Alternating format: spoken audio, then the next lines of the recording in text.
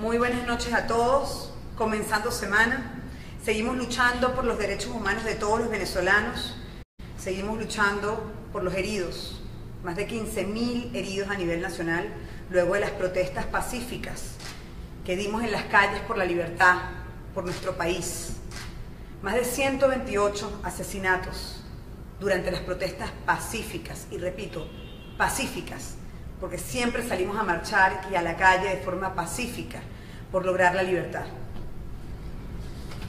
Más de 487 presos políticos hoy en Venezuela, y todos los días nos levantamos con fuerza y ánimo para sacarlos a la libertad, porque ese día va a llegar para todos los presos políticos. La lucha es por ellos, ningún herido, ningún caído, que para nosotros son héroes de la democracia, y ningún preso político vive lo que está viviendo hoy en vano. Venezuela, mucha fuerza, mucho ánimo. Anímense y únanse a las iniciativas de trabajar por los que más lo necesitan. Hoy heridos, hoy familias que no tienen a su ser querido, y hoy a más de 400 familias que todavía su familiar está preso injustamente y tiene que salir en libertad. Esta transmisión la vamos a dedicar a crímenes de lesa humanidad. ¿Qué son? ¿Qué significan? ¿Por qué la OEA está haciendo testimonios y está escuchando los testimonios de nosotros aquí en Venezuela? ¿A dónde va a llegar eso? ¿Cómo funciona? Para eso tenemos invitado el día de hoy al profesor de Derecho Penal Internacional, Fernando Fernández. Fernando, por favor, acompáñanos. Gracias por estar aquí, por enseñarnos. Gracias. Bienvenido. Muchas gracias. Qué honor tenerte. Encantado. Y bueno, la gente te va a escuchar. Estamos todos, los comités de familiares de presos políticos, activistas de derechos humanos, preocupados por lo que está pasando, pero más que preocupados, ocupados. Todos los días sumamos, todos los días trabajamos y nos hemos unido a la iniciativa de la OEA para dar testimonios de lo que hemos vivido, para sumar a esos testimonios para que vayan luego a la Corte Penal Internacional. Pero queremos que nos expliques qué significan crímenes de lesa humanidad. Pero primero y principal, vamos a hacer una distinción para que la gente entienda, porque a veces se confunde. Crimen de lesa humanidad no es lo mismo que genocidio. Y por supuesto, es nada parecido a crímenes de guerra o agresión. Son cosas, categorías distintas, pero que están dentro del mismo estatuto de Roma, de la Corte Penal Internacional, y son, digamos, las conductas que se producen cuando hay un ataque sistemático o generalizado de parte de un Estado o de sus funcionarios o de grupos criminales contra la sociedad civil o parte de ella, en virtud de una serie de características que especifica el estatuto que tiene ese grupo. Uno de ellos puede ser la opinión política. Entonces los crímenes son unos 14 o 15 crímenes que están muy bien especificados. Uno de ellos es el asesinato, otro es la tortura, otro es la violación, la desaparición forzada, la encarcelación, así la llaman, encarcelación por motivos que nada tienen que ver con el derecho, y está el de persecución, que es un crimen muy importante, e inferir sufrimiento a las personas, que aunque no esté tipificado, equivale a uno de ellos. Por ejemplo, generar un gran sufrimiento en las personas, o pudiera ser generar terror, generar angustia, de una manera deliberada por parte de ese grupo o por parte de ese Estado que ataca a las personas naturales, ¿no? Y por eso es bien importante entender que cuando hay una situación de crimen de lesa humanidad no hay guerra. Es decir, la guerra está establecida jurídicamente cuando hay dos partes que combaten entre sí con armas similares, parecidas o iguales. Cuando hay una desigualdad total, es decir, un grupo armado y otro totalmente desarmado, porque sociedad civil no combatiente, estamos en una situación típica de crimen de lesa humanidad. Y eso me recuerda a nosotros en las calles, en las marchas, que no teníamos armas, que no las tenemos además, porque además no creemos en la violencia, íbamos así, caminando, todos juntos con nuestras banderas, gritando consignas como ¿quiénes somos? Venezuela, ¿qué queremos? Libertad. Y de repente, Fernando, y creo que el mundo lo vio, nos atacaban no de frente, nos atacaban de frente y de lado. Y eran bombas que nos cruzaban. Y entonces la gente se abrazaba y con terror corríamos y salíamos de ese lugar. Entonces yo muchas veces sentí ese terror y mucha gente lo sintió. Muchas personas tienen heridas todavía de esos momentos, de esos meses. Familias están incompletas porque mataron a sus seres queridos. y hay muchos presos políticos con detención arbitraria, que es automáticamente encarcelamiento. Sí, la encarcelación. Encarcelación. Hay una cifra que es de 5.000 arrestos durante 4 meses en Venezuela, este año 2017. Y el 70% ha denunciado acoso sexual que incluye desde desnudos hasta violaciones. Eso es maltrato, eso es tortura, esos son síntomas de crímenes de lesa humanidad o no. Sí, porque la tortura está emparentada con 3 conductas más. Está la tortura específicamente, que te produce un sufrimiento y un dolor indescriptible, a pesar de que no te genere una lesión. Por ejemplo, desnudar a una mujer es quitarle todo su pudor y exponerla al público, ¿no? Que en ese caso, si son guardias y son policías, es muy humillante. Por eso la tortura es equiparable al trato humillante, al trato degradante y al trato cruel. Entonces, cada una de esas conductas tiene una especificidad que hay que determinarlas claramente, porque el sufrimiento es distinto a la lesión. La lesión tú la puedes medir por centímetros, pero el sufrimiento es algo interno. Es algo, yo siempre digo a los estudiantes, puede que las víctimas perdonen, pero jamás olvidan. Y esa es la característica del sufrimiento. Que está aquí, que está en tu corazón, que está en tu... Que no te abandona.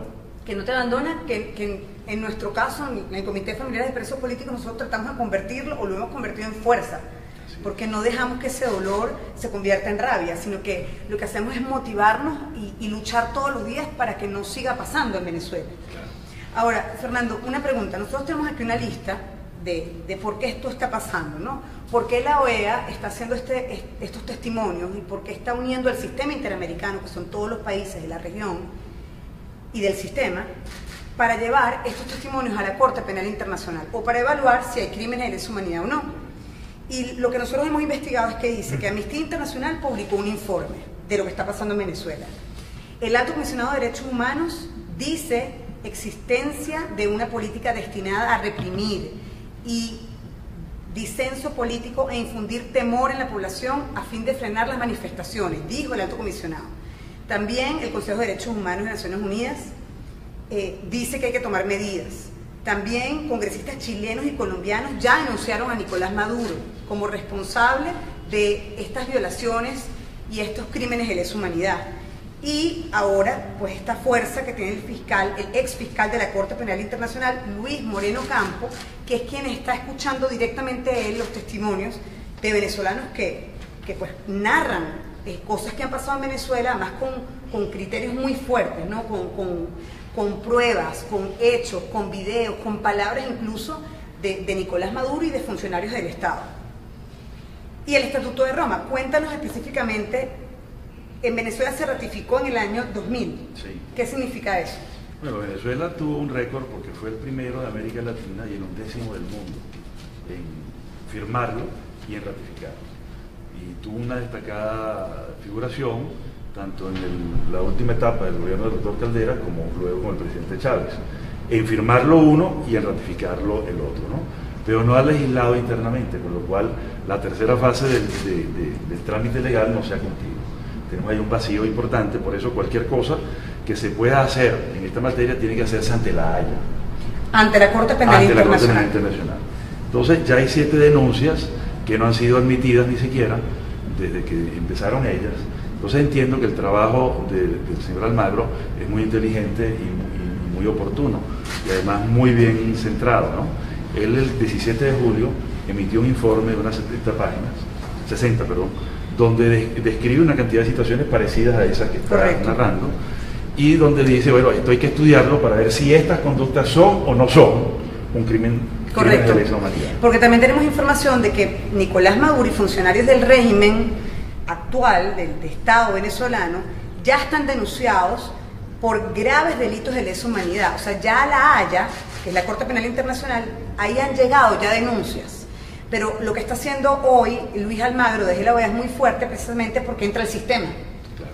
O sea, son muchos países que están escuchando estos testimonios y además quien lleva eso, ¿no? Quien lo lleva tiene una fuerza muy grande, que es un organismo internacional muy fuerte como es la OEA. Claro, pero el punto débil es que no tiene la acción penal. Los únicos que tienen la acción penal, es decir, cualquier persona puede decir cualquier cosa y llevar una denuncia, ¿no? Y el fiscal verá si está en su criterio llevar el asunto ante la Sala de Cuestiones Preliminares, que es el organismo que estudia cada situación. Por eso la estrategia de exhibirle a todos los estados miembros de la OEA esta situación es muy inteligente en el sentido de que ellos pueden, un estado de ellos, o varios de ellos, o ir en bloque, claro, porque salvo Cuba y Estados Unidos, todos los países de América son miembros del Estatuto de Roma, ¿no? Exacto. Entonces podrían llevarlo. La acción, para resumirlo, la tienen un estado miembro o más, el Consejo de Seguridad y el propio fiscal ante la Corte Penal. Entonces, un particular no es como acá que uno lleva una denuncia, entonces el fiscal está prácticamente obligado, salvo que sea algo demasiado burdo, que no tiene ningún carácter penal, ¿no? Pero el fiscal ante la Corte, en virtud de los múltiples casos que tiene que atender, se toma su tiempo. Y para ser honesto, hay casos que son terriblemente peores que los nuestros. Es así, eso no lo han explicado. Sí. Entonces, es una cuestión de prioridades, de sí, capacidad, de recursos, pero por eso creo que es muy inteligente en la medida de lo OEA, porque está simplificando y allanando el camino. Y bueno, y atender a tiempo, porque si tenemos sí, 3 años, 4 años denunciando lo que está pasando y sigue pasando el tiempo y Venezuela sigue esperando y sigue esperando, tiene que llegar el momento que esto pare, ¿no? Sí. No podemos seguir aceptándolo, no podemos seguir aguantando tantas violaciones y tanto dolor. Se tiene que terminar ese dolor y yo creo que es motivante lo que han hecho países de la región. Desde aquí, desde Venezuela, les queremos dar las gracias a estos países, a Argentina, a Brasil, a Canadá, a Chile, a Colombia, a Costa Rica, a Guatemala, a Honduras, a México, a Panamá, a Paraguay y a Perú. Esos son los países de la Declaración de Lima. La Declaración de Lima del 8 de agosto. Y hace 2 días aproximadamente volvieron a sacar una declaración muy firme y muy clara. Léanla, es impresionante. Esa declaración suma muchísimo a que esto también se esté dando, suma mucho a que vaya a juicio, a que se investigue de fondo lo que ha pasado en Venezuela, porque más allá de una crisis política, estamos hablando de crímenes, estamos hablando de dolor familiar, de heridos, de asesinados y de presos políticos que deben salir en libertad. ¿Qué otra cosa quieres agregar, Fernando, antes de invitar a Rosa? Bueno, yo creo que ese es un esfuerzo muy grande que se está haciendo, ¿no? Y yo creo que lo importante está en una de tus palabras que decías, ya basta de crímenes, así como quien dice los eslóganes de Amnistía Internacional, basta de balas, basta de tortura, hay que ponerle un basta a los crímenes y a los abusos de la lesa humanidad en todo el sentido amplísimo y también en cada uno de los casos en que se ha expresado. Es así. De manera tal pues que yo creo que ese sería el mensaje, ¿no? Sí. Bueno, Fernando, te voy a presentar a una mujer que para mí ha sido un pilar de lucha. Ella lleva una ONG que se llama Justicia, Encuentro y Perdón. Nos ha enseñado a todos a perdonar, nos ha enseñado a luchar y ella es Rosa Orozco. Muchos la conocen. Fernando, ella es Rosa. Hola, Fernando, encantada. Vente para acá, Fernando, y tú ponte ahí, Rosa, al lado de Fernando. Rosa es un ejemplo de lucha y es un ejemplo del dolor humano que una madre puede sentir. Ella lo va a contar su testimonio. Yo quiero que este testimonio les llegue a todos estos países que acabamos de nombrar, les llegue a los oídos, al secretario general de la OEA, Luis Almagro, y a todos los líderes del mundo que oigan este testimonio, que se parece mucho al testimonio de 128 madres que sus hijos ya no están porque el régimen de Nicolás Maduro los asesinó. Son asesinatos, como nos dijo el profesor Fernando. Rosa, buenas noches. Buenas noches, ¿cómo están? Muy bien. Muy buenas noches a todos. Bueno, yo soy Rosa Orozco, madre de Geraldine Moreno, esta muchachita que está aquí. Esta muchachita que tuvo una relación de 23 años y me la quitaron porque la asesinaron. Un guardia nacional que a quemarropa le voló su ojo derecho y el 90% de la masa cerebral. Mi hija quedó como un colador a causa de la cantidad de disparos, de perdigones que recibió en el cuerpo. Un destacamento que entró el día 19 de febrero del 2014, donde mi muchacha le pegan una primera ráfaga de disparos de perdigones, cae en el piso. No bastó con que cayera al piso, el guardia nacional que le vuelve a disparar en la cara se baja de la moto y le pega a 3 centímetros, eso se llama tatuaje, donde toda su cara fue reventada, totalmente desfigurada, la cara de mi hija. Y esto es un dolor que todas las madres de Venezuela tenemos en este momento, seguiremos teniendo en este momento, porque así nos vayamos para otro país, así nos vayamos para otro lado, este dolor lo cargamos y lo vamos a seguir cargando. Este es un dolor que tenemos que seguir aquí, dando la cara, exigiendo, diciendo, pronunciándonos de que esto tiene que acabar, de que nosotros tenemos que estar a pie de lucha por todos nuestros muchachos. Cuando esas declaraciones que yo hago desde el primer día que a Geraldine le pegan el tiro, que es como yo siempre lo he dicho, que es una constancia que Dios me da a mí para que yo siguiera adelante, para que no dejara esto que acabara, ni esos muchachos que en el 2014 dicen que son 43, pero en realidad fueron 36 personas que murieron por la protesta y 19 fueron estudiantes y sociedad civil, donde estos muchachos fueron 8 estudiantes que perdieron la vida a manos de la Guardia Nacional, de la Policía Nacional Bolivariana, del SEBIN y de los mal llamados colectivos. Y tenemos que seguir en pie de lucha por estos muchachos del 2014. Y tenemos que seguir en lucha de los muchachos del 2015. Por Cliver Roa. Cliver Roa era un niño de 14 años donde también recibió el mismo disparo que a mi muchacha le dieron en la cara por un policía nacional bolivariano. Tenemos que estar en el 2017, que fueron 128 muchachos que tenemos. 128 muchachos que tenemos que estar los padres, que tenemos que estar la familia, porque así están. Así como aquí tengo a mi muchacha, tengo yo aquí estos niños aquí atrás. Todo. Nuestros libertadores, dice. Ahí está desde Génesis Carmona hasta Rubén González. Todos los nombres. Todos. Porque tenemos que seguir con esa constancia que nosotros tenemos. Nosotros tuvimos esa constancia, el papá de Geraldine y yo. Y eso le dieron a esos guardias, a Alvin Bonilla Rojas, al cumplir la pena de 30 años de prisión por la comisión de los delitos de autor del delito del homicidio calificado perpetuado con alevosía y por motivos fútiles e innobles, uso indebido de arma orgánica, autor del delito de tratos crueles. Por primera vez en Venezuela se dan los tratos crueles. El Ministerio Público lo dijo. El Estado venezolano asesinó a Geraldine Moreno. Esos son crímenes de lesa humanidad. Estos muchachos que tengo yo aquí atrás son crímenes de lesa humanidad. Nosotros tenemos aquí 37 muchachos con disparos en la cara, señores. Disparos en la cara que recibieron desde el 2014 hasta el 2017. Estos son crímenes de lesa humanidad. Por eso es que nosotros tenemos que mantenernos en pie de lucha y no dejar a nuestros muchachos.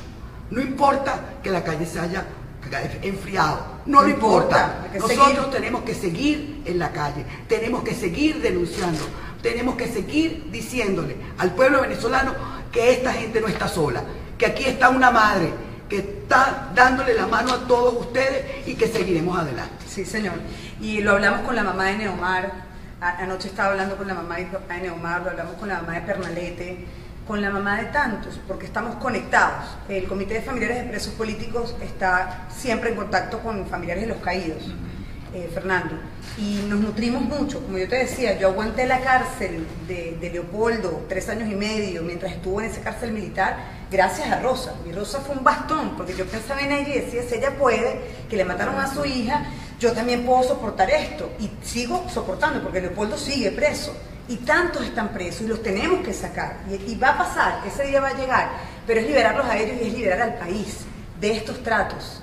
Es liberar al país de un sistema que no está bien, que para nadie puede estar bien. Yo creo, Fernando, que es que no puede estar bien ni para quien lo ejecuta, ni para quien recibe esa agresión. Exactamente. Y yo creo que eso tiene que pasar y nos tiene que servir a nosotros como país para fortalecernos y para luchar. Ahora, nadie se puede quedar en la queja. Ese es el mensaje que estábamos hablando Rocío ahorita. No nos quejemos. Únanse a iniciativas como Ángeles de Libertad, únanse a iniciativas como Comité de Familiares de Presos Políticos. Muchas mamás que protestaban me han dicho, queremos ayudar, se van a venir a las charlas con nosotros.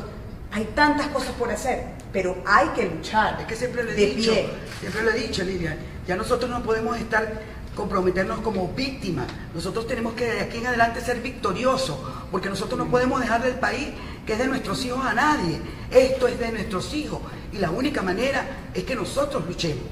Nosotros mismos, estos padres que están aquí, que tenemos que seguir adelante, esos son los que tenemos que seguir.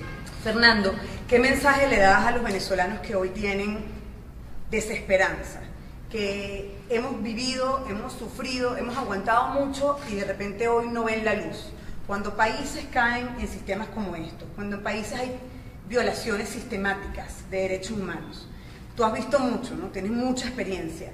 ¿Hay solución? ¿Llega ese día la solución? ¿Cómo llega? ¿Qué se necesita para llegar a esa solución? Bueno, fíjate, yo pienso que lo primero que hay que insistir es en la conciencia de la necesidad de luchar, canalizar ese dolor y esa rabia que sentimos y no permitir que eso se convierta en desesperanza, porque esa desesperanza es lo que han llamado a los autores una desesperanza inducida. Te infunden miedo, te infunden terror para que te quedes quieto. Entonces, el primer consejo es no quedarse quieto, iluminar con el ejemplo, con el modelaje, a quienes no han sido víctimas todavía para que se den cuenta que ellos pueden ser víctimas en algún momento. Entonces es muy importante ese modelaje porque es muy próximo y es muy contundente, pues, ¿no? El mensaje testimonial que acaba de dar nuestra amiga. Y yo creo que además de eso está la canalización. Cuando uno canaliza el dolor y la rabia, ayudando a otras víctimas y educando a otros para que no sean víctimas y también para que no sean victimarios, se haría muchísimo con ello, ¿no? Hay que educar a los policías, hay que educar a los guardias nacionales, hay que desmilitarizar la Guardia Nacional. Eso tiene que volver a ser como era cuando yo era niño, una gendarmería civil. Pero al convertirla en un ente militar han pervertido su propósito y su función. Y luego esa guardia militarizada ha militarizado todas las policías. Lo cual, ¿cuál es el objetivo de un soldado? Vencer al enemigo. ¿Y cómo lo vence? Dándole de baja. ¿Cómo le das de baja? O lo matas o lo inutilizas. Por eso yo me explico que armas que no son letales, como los perdigones, que lanzados a una distancia prudencial no ocasionan la muerte de nadie, pero lanzado en el ojo de una persona le destroza la cara y le destroza el cerebro. Entonces yo creo que es bien importante quitar esa mácula que tiene ahorita los organismos de seguridad y de orden público para volver a un espectro de una guardia civil. El máximo castigo que daban los guardias nacionales cuando yo era niño, y yo lo veía porque presencié muchas veces casos de esa naturaleza, era como una especie de gran cinta de metal que era el plan de machete. Eso te daba un correazo terrible, era torturante, pero no te mataba. Pero ahora, ya con esa característica de una guardia militar, ya las cosas cambian.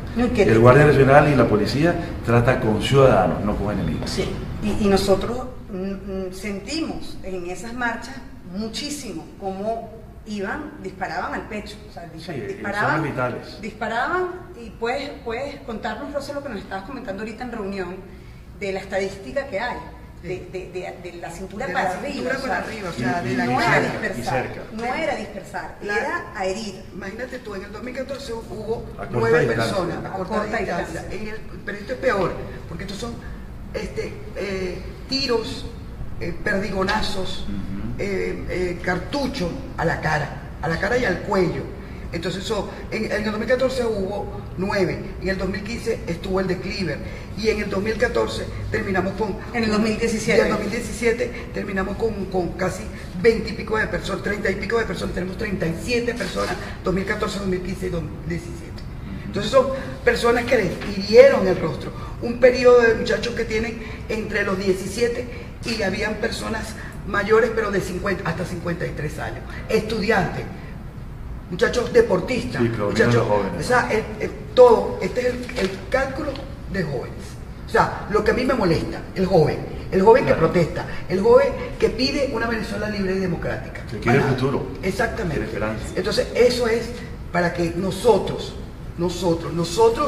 como madre, como padre, porque esta culpa no son de estos muchachos, la culpa la tenemos nosotros por haber permitido todo lo que está pasando, y por eso es que nosotros tenemos que seguir adelante.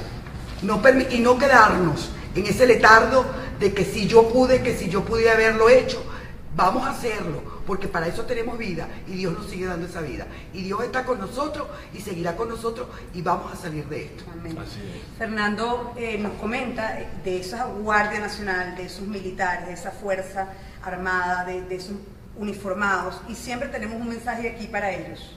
le hablamos a los agresores, les pedimos a los policías, a los guardias nacionales, a nuestros militares, que no reciban más órdenes que son crímenes de lesa humanidad, que cuando las reciban no las ejecuten, que tengan la conciencia de que está mal, y que yo sé que ellos que estuvieron ahí en las calles y que vieron, y nos vieron muchas veces a nosotros sin nada en las manos, saben que lo que hicieron estuvo mal. Le dispararon a su familia, le dispararon a Venezuela, le dispararon a niños inocentes.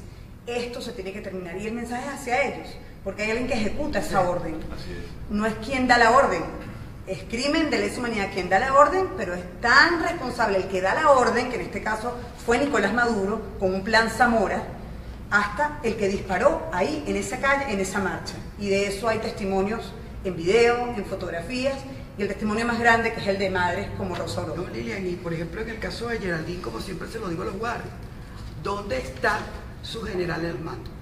¿Dónde está el que le dio la orden a usted? Usted está pagando, estos guardias están pagando cárcel en Ramo Verde. ¿Dónde están sus oficiales al mando? ¿Dónde están ellos? ¿Dónde están que no le dieron la cara y que no lo ayudaron? Eso es lo que ustedes quieren, recibir órdenes y que ustedes vayan presos y que ellos estén contentos en otro lado, quién sabe qué haciendo, y para que sigan dando órdenes, para que sigan matando a venezolanos, y donde ustedes, como guardia, como la policía, son los que vayan a pagar estos delitos, porque estos delitos no prescriben, señores, no prescriben, y esto va a continuar y vamos a seguir denunciando. Ahora, Rosa, alguien que nos esté escuchando, que trabaje ahí, ¿no? Que sea un policía, que sea un militar, la pregunta es, ¿qué hago? ¿Qué puedo hacer? Porque sabe que está mal. Sí, yo te puedo dar una sugerencia. ¿Qué hacen? ¿Qué hacen? ¿Qué pueden hacer? En primer lugar, tiene que saber que además de que es imprescriptible, puede alcanzar, acaba de ser condenado en la Alemania federal, un viejito que tiene 96 años, por hechos ocurridos en 1948. ¿Qué se iba a imaginar él 70 años después que lo iban a enjuiciar? Porque las víctimas no olvidan, y las víctimas estaban detrás de que lo enjuiciaran.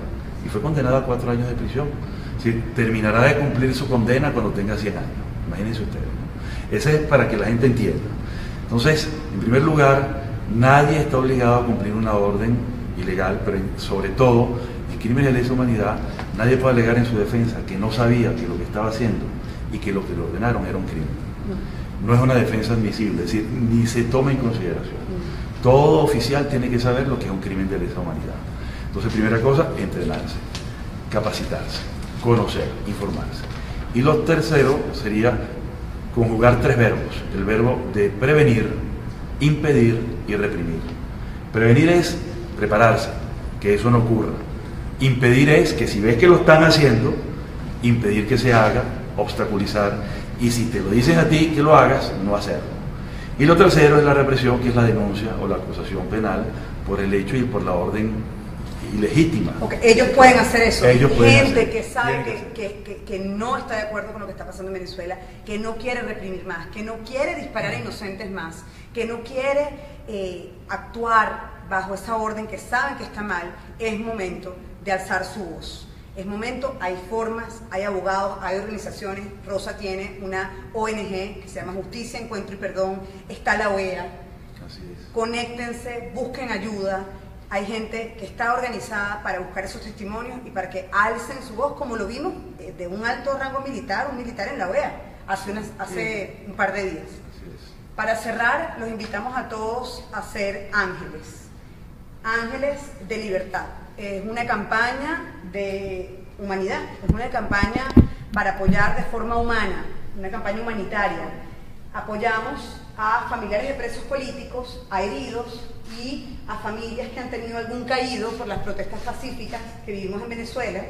El correo es angelesdelibertad2017@gmail.com. Escriban ese correo, les va a llegar un formulario y les vamos a preguntar cómo pueden ayudar a estas familias de heridos, de caídos y de presos políticos. Y también, si tienes un familiar que es preso político y todavía no eres parte del comité, estás invitado a ser parte de este comité para luchar por la libertad, para luchar por una mejor Venezuela. Y aquí está parte de nuestro comité. Queremos invitar a Irene, a Mónica y a Ana, que son nuestras luchadoras del Comité de Familiares de Presos Políticos, que representan a 487 presos políticos en Venezuela. Esta cifra, Fernando, tenemos una buena noticia, está bajando. Y así como nosotros condenamos las detenciones arbitrarias, los encarcelamientos injustos, las torturas, los asesinatos, los heridos, también reconocemos cuando liberan a presos. Entonces reconocemos el trabajo que está haciendo la Defensoría que está en búsqueda, la parte de la Defensoría, porque nosotros conocemos mucho esa área, la parte del Ministerio Público, la parte derechos fundamentales, parte del gobierno que sabe que tenemos que eliminar la palabra presos políticos de Venezuela, y reconocemos que hoy hay menos, hay 487, pero no puede haber ni uno en Venezuela. La lucha de un preso político es la lucha de todos los presos políticos. Fernando, te queremos dar las gracias por esta clase que nos acabas de dar. Esta lucha es por todos, por toda Venezuela, y no vamos a descansar hasta liberar a todos los presos, hasta curar a todos los heridos y abrazar muy fuerte a esas familias que hoy no tienen a su ser querido porque perdieron a un héroe que luchó por la libertad y que, les repito, no es en vano, no se nos olvida. Todos los días luchamos por Geraldine, todos los días luchamos por nuestros muchachos y por Venezuela. Fuerza y fe. Gracias, Fernando. Fuerza y fe. Fuerza. Libertad. Libertad.